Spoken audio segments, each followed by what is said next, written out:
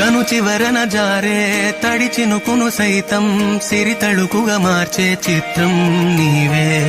కలతగ పొలమారే ఎదమంటల గ్రీష్మం సులువుగా మరిపించే మంత్రం నీదే. నువ్వంటే నా సొంతమంటూ పలికింది మమకారం, ఆ మాట కాదంటూ దూరం నిలిపింది అహంకారం. తలవాల్చి నువ్వలా ఒడిలోన వాలగా నిండు నూరేళ్ల లోటు తీరిపోదదే క్షణాన.